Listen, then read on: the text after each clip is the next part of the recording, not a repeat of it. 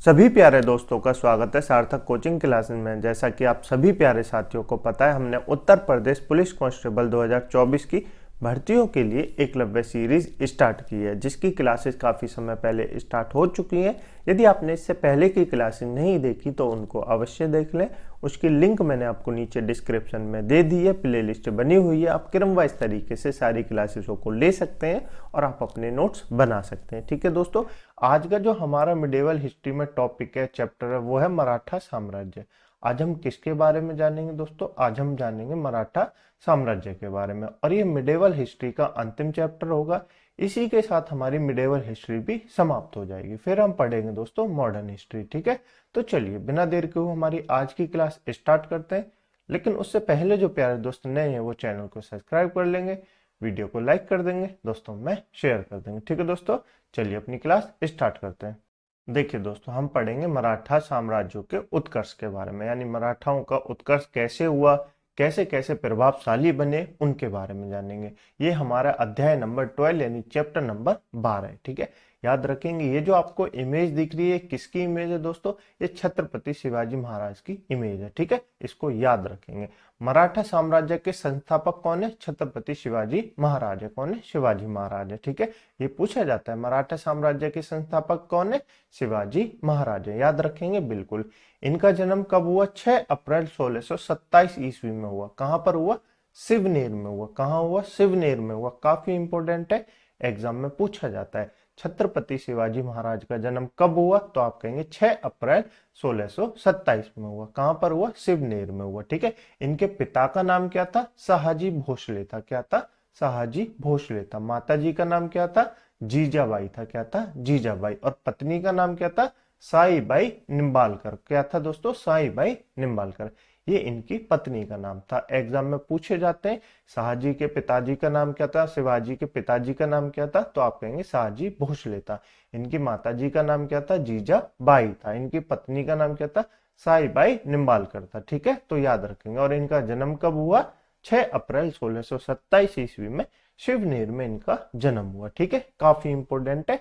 Next जान लेते हैं इनके गुरु कौन थे। तो इनके गुरु थे दादा कोंडदेव। कौन थे? दादा कोंडदेव। एग्जाम में पूछा जाता है, याद रखेंगे। शिवाजी के गुरु कौन थे? दादा कोंडदेव थे। लेकिन इन पे प्रभाव किसका था? गुरु तो इनके दादा कोंडदेव थे, लेकिन इन पे प्रभाव किसका था? तो इन पे प्रभाव था गुरु रामदास का। किसका था? गुरु रामदास का शिवाजी पे प्रभाव था। याद रखेंगे बिल्कुल। इनका राज्याभिषेक कब हुआ दोस्तों? तो इनका राज्याभिषेक रायगढ़ में हुआ। ये भी पूछा जाता है। इनका राज्याभिषेक कहां पर हुआ? रायगढ़ में हुआ। कब हुआ? 1674 में। कब हुआ?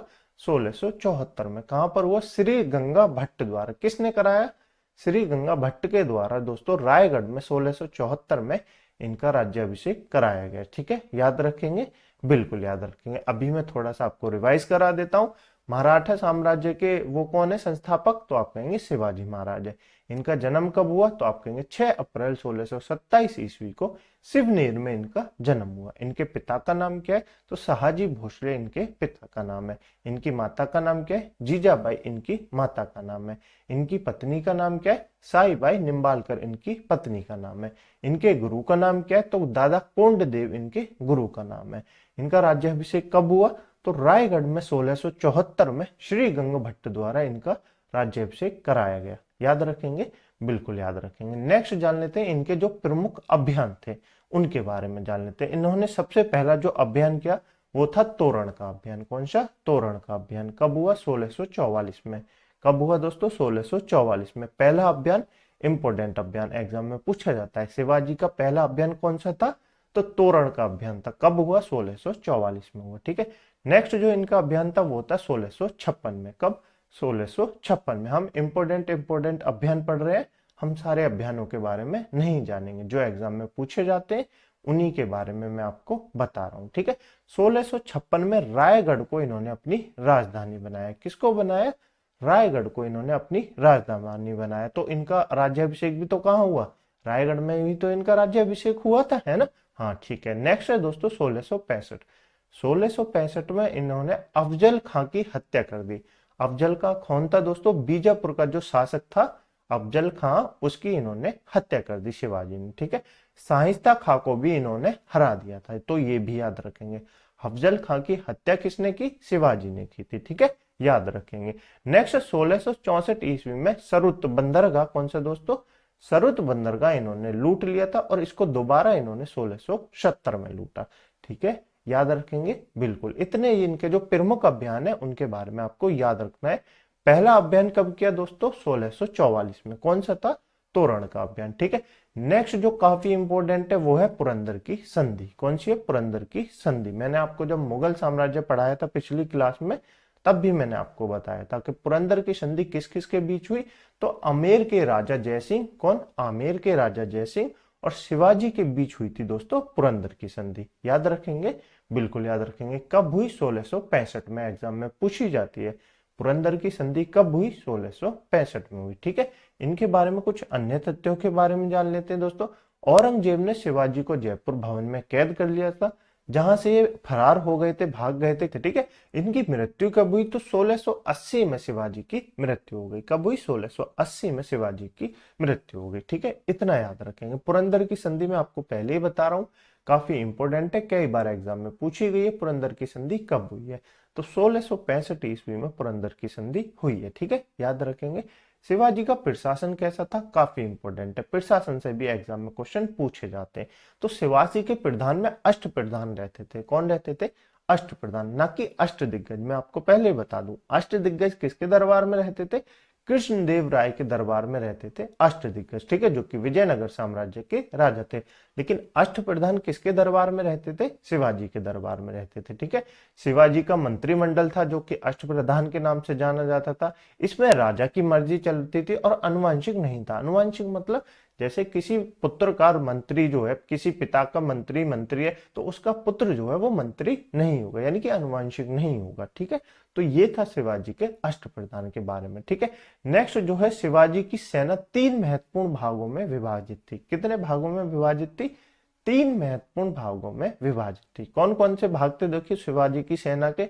एक तो पागा सेना थी। पागा सेना क्या होती है? जिसके पास नियमित घोड़े होते थे। घोड़े मतलब जैसे कि उनकी जो परमानेंट की घुड़सवार सेना होती थी, उसको पागा सेना कहते थे। ठीक है दोस्तों, सिलहदार किसको कहते थे? सिलहदार ऐसी सेना होती थी, मतलब घुड़सवार तो होते थे लेकिन ऐसी होती थी, वो जो है वो नियमित नहीं होती थी, अस्थायी सेना होती थी। अस्थायी घुड़सवार सैनिक होते थे जिसको सिलहदार कहते थे। ठीक है, एक थे पैदल यात्री, पैदल सैनिक भी इनकी सेना में थे। तो 3 प्रकार की शिवाजी की सेना विभक्त थी 3 भागों में। ठीक है, याद रखेंगे बिल्कुल। आगे चलिए नेक्स्ट है दोस्तों, शिवाजी की कर व्यवस्था मलिक अंबर की कर व्यवस्था पर आधारित थी। तो किस पर आधारित थी? मलिक अंबर की जो कर व्यवस्था थी उस पर आधारित थी। ठीक है, रस्सी द्वारा माप के स्थान पे, मतलब रस्सी से नापते थे पहले जमीन को, लेकिन इन्होंने रस्सी के द्वारा ना माप के किसका प्रयोग किया? काठी एवं मानक घड़ी का प्रयोग आरंभ किया। किसका किया? काठी एवं मानक घड़ी का आरंभ प्रयोग किया। ठीक है, याद रखेंगे। शिवाजी के समय कुल उपज का 33%, कितना दोस्तों? 33% क्या होता है? 1/3 भाग, यानी कि जैसे आपकी पूरी जमीन 3 है, उसका एक भाग कौन लेगा? शिवाजी के रूप में वसूल किया जाता था, राजस्व के रूप में वसूल किया जाता था शिवाजी के द्वारा, जो बढ़कर 40% हो गया। 40% कितना होता है दोस्तों? 40% होता है दोस्तों 2/5 भाग। कितना? 2/5 भाग, यानी कि 5 भाग आपकी जमीन होती थी, तो उसकी उपज का 2 भाग किसके रूप में लिया जाता था दोस्तों? राजस्व के रूप में वसूला जाता था। याद रखेंगे बिल्कुल। चौथ एवं सरदेशमुखी कर शिवाजी के द्वारा लगाए गए थे। तो ये काफी पूछा जाता है, शिवाजी ने कौन से कर लगाए? तो चौथ एवं सरदेशमुखी कर किसके द्वारा लगाए गए थे? शिवाजी के द्वारा लगाए गए थे। याद रखेंगे बिल्कुल। चौथ क्या होती है दोस्तों? चौथ होती है किसी एक क्षेत्र को बर्बाद न करने के बदले दी जाने वाली रकम को चौथ कहते हैं। जैसे कि आपके पास एक खेत है, आपके पास एक खेत है, अगर आप इसको खेत की बर्बादी नहीं चाहते, अगर आप नहीं चाहते कि इस पे शिवाजी के सैनिकों द्वारा कब्जा कर लिया जाए, तो आपको इसका 1/4 भाग कर के रूप में, राजस्व के रूप में वसूला जाएगा, आपको वो देना पड़ेगा, उसको चौथ कहते थे। ठीक है दोस्तों।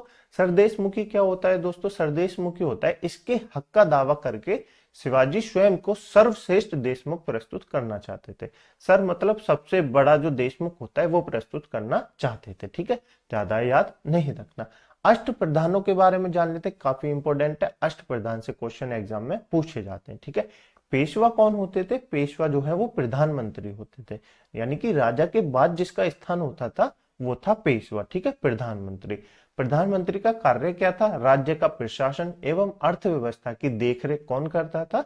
तो पेशवा यानी कि प्रधानमंत्री इसकी देखरेख करता था। ठीक है, सरी ए नौबत है, ये कौन होते थे दोस्तों? सरी ए नौबत ये एक सेनापति होता था। कौन होता था? सेनापति होता था, जो सैन्य का प्रधान होता था। ठीक है दोस्तों, जो सेना का प्रधान होता था, याद रखेंगे। अमात्य क्या होते थे दोस्तों? अमात्य राजस्व मंत्री होता था। क्या होता था दोस्तों? अमात्य जो है वो राजस्व मंत्री होता था, जिसका कार्य क्या था? आय व व्यय का लेखा जोखा जो रखता था, उसका नाम था अमात्य। क्या था? अमात्य। ठीक है, नेक्स्ट जो है वो है वाका निवेश। कौन दोस्तों? वाका निवेशी। ये कौन है दोस्तों? ये जो है वो सूचना या गुप्तचर, क्या दोस्तों? सूचना या गुप्तचर एवं संदर्भ गृह के जो विभागों का अध्यक्ष होता था। ठीक है, याद रखेंगे। चिटनीस कौन था दोस्तों? चिटनीस कौन था? चिटनीस था राज्य के पत्रों का पढ़कर उसकी भाषा शैली को देखने वाला को क्या कहते थे? चिटनीस कहते थे। क्या कहते थे? चिटनीस कहते थे। याद रखेंगे, बिल्कुल याद रखेंगे। नेक्स्ट है दोस्तों सम्मुत। सम्मुत कौन होते थे? ये विदेश मंत्री होता था। कौन होता था? विदेश मंत्री होता था। पंडित राव। पंडित राव क्या काम कर रहे थे? पंडित राव यानी कि धार्मिक कार्यों के लिए तिथि का निर्धारण करते थे पंडित राव। ठीक है, और नेक्स्ट लास्ट में जो 8वां नंबर के अष्टप्रधान होते थे वो थे न्यायाधीश। न्यायाधीश जैसे कि आपको पता है न्याय विभाग का जो प्रधान होता है उसको न्यायाधीश कहते हैं। तो ये शिवाजी के अष्टप्रधान रहते थे। ठीक है, क्लियर आपको अष्टप्रधान? बिल्कुल क्लियर। इनसे क्वेश्चन पूछे जाते हैं एग्जाम में, तो आप नोट कर लेंगे। पेशवा कौन होते थे? प्रधानमंत्री होते थे। ठीक है, तो याद रखेंगे। इन 8 के बारे में आप पढ़ लेंगे एक बार। अब जान लेते हैं दोस्तों शिवाजी के उत्तराधिकारी के बारे में। शिवाजी के उत्तराधिकारी कौन कौन थे उनके बारे में। ठीक है, शिवाजी के बाद दोस्तों संभाजी कौन थे? संभाजी इनके उत्तराधिकारी बने। तो इनके सलाहकार जो थे वो थे कवि कलश, और ये कहाँ के थे? उज्जैन के थे। ठीक है, याद रखेंगे। उसके बाद राजा राम। राजा राम हुए मराठा साम्राज्य के राजा। उनका क्या था? छत्रपति की इन्होंने उपाधि धारण की, जैसे शिवाजी महाराज की थी छत्रपति शिवाजी महाराज, तो उन्हीं की उपाधि किन्होंने? राजा राम ने धारण की थी। ठीक है, इन्होंने अपनी राजधानी सतारा को बनाया। किसको बनाया? सतारा को बनाया। ठीक है, उसके बाद जो हुए शिवाजी द्वितीय हुए। कौन हुए? शिवाजी द्वितीय हुए, जिन्होंने इनको दोस्तों ताराबाई का संरक्षण प्राप्त था। क्या था दोस्तों? ताराबाई का संरक्षण प्राप्त था। मैंने आपको बताया था जब मुगल पढ़ाए थे कि शिवाजी महाराज के जब औरंगजेब के पास गए, उन्होंने के बीच पुरंदर की संधि हुई, तो उन्होंने साहू जी महाराज को औरंगजेब के दरबार में भेजा था। तो औरंगजेब ने साहू जी महाराज को कैद कर लिया था। तो उसके बाद उसको छुड़ाया कितने? बहादुर शाह जफर ने उसको छोड़ दिया, मतलब माफ कर दिया। तो शाहजू जी वहां से छूट गए। तो ये तो बनने तो शाहजू थे महाराज, बनना तो कुछ को था? शाहजू के महाराज था, लेकिन शिवाजी द्वितीय जो थे वो महाराज थे। तो ताराबाई के और शाहजू के बीच एक युद्ध हुआ। शाहजू और ताराबाई के बीच एक युद्ध हुआ 1707 ईस्वी में। शाहू व ताराबाई के मध्य खेड़ा का युद्ध हुआ। ये एग्जाम में पूछा जाता है। शाहू व ताराबाई के मध्य कौन सा युद्ध हुआ? खेड़ा का युद्ध हुआ। कब हुआ? 1707 में हुआ। ठीक है, साहू की इसमें जीत हुई व पेशवा पद का आरंभ कवि कलश उज्जैन हुआ। यानी कि साहू की इसमें जीत हो गई, लेकिन पेशवा के आरंभ हो गया। इसमें पेशवा का जो अधिकारी था वो आरंभ हो गया, वो अनुवांशिक हो गया। यानी कि पेशवा के जैसे किसी के पिता पेशवा है तो उसका पुत्र भी पेशवा ही बनेगा। तो ये आरंभ हो गया। ठीक है, तो इतना था शिवाजी महाराज के बारे में, यानी मराठाओं के साम्राज्य के बारे में सिर्फ इतना ही था। मुझे उम्मीद है आपको क्लास अच्छी लगी होगी। यदि आपको क्लास अच्छी लगी है तो वीडियो को लाइक कर दें, दोस्तों में शेयर कर दें, चैनल को सब्सक्राइब जरूर कर लें। इस क्लास की पीडीएफ डाउनलोड करने के आप हमारे टेलीग्राम ग्रुप को ज्वाइन कर सकते हैं, जिसकी लिंक मैंने आपको नीचे डिस्क्रिप्शन में दे दी है। ठीक है दोस्तों, क्लास आपको कैसी लगी कमेंट बॉक्स में अपने ओपिनियन अवश्य बताएं। ठीक है, इसी के साथ दोस्तों हमारी मिडेवल हिस्ट्री समाप्त होती है। अब हम मिलेंगे दोस्तों एक नई क्लास में मॉडर्न हिस्ट्री के में। मुझे उम्मीद है आपको सारी मिडेवल हिस्ट्री समझ में आ गई होगी। चलिए दोस्तों, मिलते हैं अगली क्लास में एक नए चैप्टर के साथ। तब तक के लिए अपना ध्यान रखिएगा। जय हिंद, जय भारत।